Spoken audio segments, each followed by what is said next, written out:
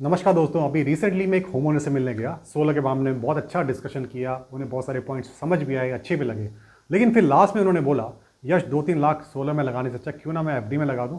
मेरी capital safe है, risk is negligible risk है और मेरा रिटर्न भी फिक्स्ड है और एक तरह से लिक्विडिटी मेंटेन्ड है। बट वो गलत नहीं थे, पर वो पूरी पिक्चर देख नहीं पा रहे थे, पूरी पिक्चर नहीं समझ पा रहे थे। तो आज मेरा वीडियो बनाने का मकसद यही है कि क्या instrument as a investment instrument FD और सोलर, इनका कंपैरिजन कहाँ किस हद तक ठीक है। तो अगर आप भी जानना चाहते हो, आप भी कंफ्यूज हो कि आप अपना पैसा कहाँ पे इन्वेस्ट करो, क्या एफडी में इन्वेस्ट करो या सोलर में इन्वेस्ट करो, तो ये वीडियो आपके लिए होने वाला है। तो चलो स्टार्ट करते हैं दोस्तों।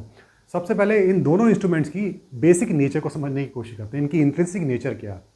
जहाँ पे मैं एफडी की बात करता हूँ, एफडी में आप अपनी कैपिटल प्रिंसिपल इन्वेस्ट करते हो, वहाँ पे आपको इंटरेस्ट मिलता है और जिस परसेंट इंटरेस्ट मिलता है वो रेट ऑफ इंटरेस्ट कहलाता है। तो ये एक तरह से ये पैसे के आपके पैसे को ये ग्रो कर रहा है, धीरे धीरे ग्रो कर रहा है। वहीं पे दूसरी तरफ सोलर आपके खर्चे को बचाता है, आपकी सेविंग्स को बढ़ाता है साल दर साल। तो जहाँ एक तरफ एफडी एज एन इन्वेस्टमेंट आपके पैसे को ग्रो कर रहा है, solar as an investment as a investment instrument ये आपके सेविंग्स को बढ़ा रहा है, खर्चे को कम कर रहा है। वाइल दोनों एज एन इन्वेस्टमेंट इंस्ट्रूमेंट दोनों आपके पैसे को प्रिजर्व ग्रो करने की कोशिश कर रहे हैं, लेकिन इनकी डायरेक्शन अलग अलग है। एक इस डायरेक्शन में आपके पैसे को ग्रो कर रहा है, एक आपकी सेविंग्स को बढ़ा रहा है, खर्चे को कट कर रहा है, कम कर रहा है। तो कुछ इस तरीके से इन दोनों की इंट्रिंसिक बेसिक नेचर है। चलो एक एग्जाम्पल समझते हैं, हमारी चीज़ें और क्लियर होंगी। मान लेते हैं हम क्या करेंगे, 2.5 लाख रुपए एफडी में इन्वेस्ट करते हैं और 2.5 लाख रुपए सोलर में इन्वेस्ट करते हैं और समझने की कोशिश करते हैं किस हद तक इनको कंपेयर करना ठीक है। अब 2.5 लाख रुपए हमने एफडी में इन्वेस्ट किए, इन इंडिया लगभग 6 से 7% के रेट से हमें इंटरेस्ट मिलता है। तो 2.5 लाख का 6% 15,000 और 7% 17,500। तो 15,000 से 17,500 के रेट के बीच में आपको इंटरेस्ट इनकम होने वाली है, जो कि आपकी एक तरह से ऑलमोस्ट फिक्स है, इसमें रिस्क भी नहीं है और लिक्विडिटी भी मेंटेन्ड है, आप कभी भी निकाल सकते हो। दूसरी बात अगर हम बात करें सोलर की, सोलर में अगर आप 2.5 लाख रुपए इन्वेस्ट करते हो तो इसमें लगभग आपको 5 किलोवाट का सिस्टम आपको मिल सकता है, आराम से आप लगवा सकते हो। और ये 5 किलोवाट का सिस्टम इंडिया में it generates around 600 units per month, 600 units हर महीने ये जनरेट करके देगा। अब ये जो 600 यूनिट्स है सोलर की, ये आपका सालाना 40,000 भी बचा सकती हैं और 70,000 भी आपको सेव कर सकती है। अब आप सोच रहे होगे इतनी बड़ी रेंज क्यों दे दी, 30,000 का डिफरेंस क्यों दे दिया मैंने। बिकॉज ये जो सेविंग्स हैं ये आपकी इलेक्ट्रिसिटी प्राइस, इलेक्ट्रिसिटी टैरिफ पे डिपेंड करती हैं। अगर आपकी जगह पे, आपके रीजन पे इलेक्ट्रिसिटी टैरिफ 6 रुपये पर यूनिट है, तो 600 इंटू 6 3600 रुपये महीना बचाएंगी। साल का हो गया 3600 इंटू 12 43,200 रुपये हर साल ये आपका बचा के देंगी। अगर कहीं वहीं आपका ग्रिड रेट 10 रुपये पर यूनिट है, तो वो आपको 10 इंटू 600 6,000 रुपये महीना बचाएंगी। 6,000 इंटू 12 72,000 रुपये साल का ये बचा के देंगी। तो 40,000 से 70,000 के बीच में आपकी ये सेविंग करा सकता है, depending on the electricity rate in your region, in your locality. तो अब ये 40,000 से 70,000 का अगर हम परसेंटेज निकालें dividing by the initial cost जो कि 2.5 लाख है, तो 17% से लगभग 28% की रेंज में ये आपकी सेविंग्स करवा सकता है। उस रेट से आपकी सेविंग्स ग्रो कर रही है। तो जहाँ पे आपको एफडी में 6 से 7% का रिटर्न मिल रहा है, जो आपकी इनकम, जो आपकी वेल्थ को धीरे धीरे बढ़ा रहा है, उसी दूसरी तरफ सोलर आपको 17 से 28% का रिटर्न दे रहा है, जिसमें आपको सेविंग्स इस रेट से बढ़ रही हैं। तो कुछ इस तरीके से हम इसको कंपेयर कर रहे हैं। कंपेयर भी करना, क्या एक इंस्ट्रूमेंट आपकी वेल्थ को इंक्रीज कर रहा है, बल्कि दूसरा इंस्ट्रूमेंट आपकी सेविंग्स को बढ़ा रहा है, और ये जो सेविंग्स है आने वाले टाइम में बढ़ेगी।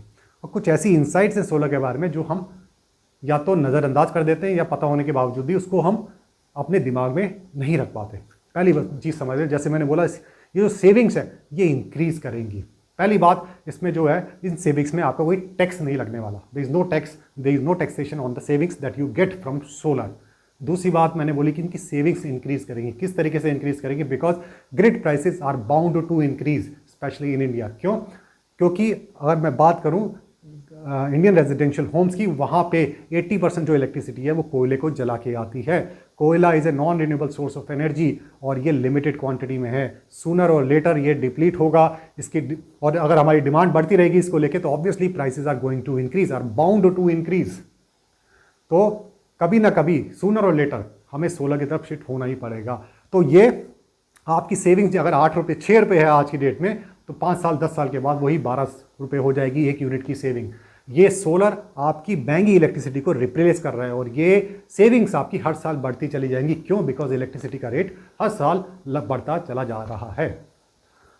तो इस तरीके से सोलर आपकी महंगी इलेक्ट्रिसिटी को रिप्लेस कर रहा है।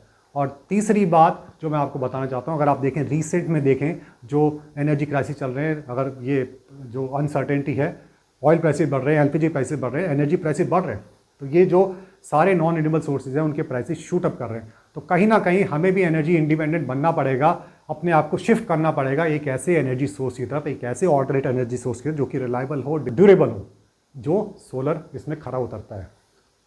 और चौथी चीज़ जो मैं आपको बताना चाहता हूँ, साइकोलॉजिकल इफेक्ट। जब आपको पता है कि आप खुद से एनर्जी प्रोड्यूसर हो, आपके घर में सोलर लगा है जो कि एनर्जी जनरेट कर रहा है, you are no longer dependent on grid electricity fully, तो आपके अंदर अपने आप ही एक कॉन्फिडेंस आ जाएगा, you know you are generating your own electricity. तो इसका जो साइकोलॉजिकल इफेक्ट है, there is no quantification for that. उसका कोई रेट ऑफ रिटर्न या उसी कैलकुलेट नहीं कर सकते। जो सेटिस्फेक्शन आपको तब मिलती है, जो कॉन्फिडेंस आता है कि आपने सोलर लगा हुआ है, आप एनर्जी इंडिपेंडेंट हो। तो ये चीज़ें, ये इनसाइट आपको सोलर में देखने को मिलती है, जो बहुत सारे होम ओनर्स इस चीज़ को नेग्लेक्ट कर देते हैं या समझ नहीं पाते जब तक कोई उन्हें इस चीज़ को समझाता नहीं है। अब मैं बात करता हूँ, क्या सोलर सभी के लिए ठीक है? अगर मैं ऑनेस्टली बोलूँ, नहीं, सोलर सभी के लिए ठीक नहीं है। ये उन लोगों के लिए ठीक है जिनका बिजली का बिल 3000 या उससे ऊपर आता है, जो होम ओनर्स है, जिनका अपना घर है, उनकी छत में अच्छी सनलाइट आती है और वो रीलोकेट करने की नहीं सोच रहे आने वाले टाइम में। बिकॉज सोलर लंबा प्रोजेक्ट है, 20 25 30 साल का प्रोजेक्ट है। अगर आपने आज सोलर लगा दिया, पता लगा 2-3 साल के बाद आपने अपना घर शिफ्ट कर लिया, तो वो सोलर का जो इफेक्ट है, बेनिफिट आपको नहीं मिल पाएगा। तो ये चीज़ें आपको दिमाग में रखनी है। जबकि दूसरी तरफ जो एफडी है, एफडी आपको एक फिक्स रेट ऑफ रिटर्न देती है, आपकी capital is secure, risk is almost negligible, और उस पर लिक्विडिटी मेंटेन्ड है, कभी भी आप पैसा निकाल सकते हो। तो फाइनली क्वेश्चन क्या है, एफडी वर्सेस सोलर। तो मैं इसको थोड़ा डिफाइन करना चाहूँगा। Instead of saying FD versus solar, हमें बोलना चाहिए सोलर प्लस एफडी। ये दोनों एक दूसरे के कंपेटिटर नहीं है, बल्कि ये दोनों एक दूसरे को कॉम्प्लीमेंट करते हैं। जहाँ सोलर आपकी पैसे को सेव करता है, आपके एक्सपेंसेस को कट करता है, सेविंग्स बढ़ाता है, तो वही सेविंग्स अगर आप एफडी में इन्वेस्ट कर दो, वही सेविंग्स एफडी में इन्वेस्ट हो गई और वही इन्वेस्टमेंट आपके पैसे को ग्रो करेगी। तो ये दोनों इंस्ट्रूमेंट एक दूसरे को कॉम्प्लीमेंट कर रहे हैं। तो instead of saying FD versus solar, we should say FD plus solar. तो फाइनली मैं आपसे ये बोलता हूँ, अगर आप भी कंफ्यूज हो कि मुझे मेरे यहाँ पे सोलर में अगर मैं लगवाता हूँ, क्या मेरी एनर्जी नीड के हिसाब से क्या साइजिंग होगी, उसमें मुझे क्या रेट ऑफ रिटर्न मिलेगा, क्या पे बैक होगा, और मेरी 25 ईयर्स में क्या सेविंग्स होंगी, तो आप मुझे कमेंट सेक्शन में सोलर लिखो। मैं आपका केस इंडिविजुअली देखूंगा और आपको गाइड करूंगा। तो आई होप दोस्तों ये वीडियो आपको समझ आया होगा। If you find it interesting, do share among your friends. Till then, good bye, see you in the next video, bye, thank you.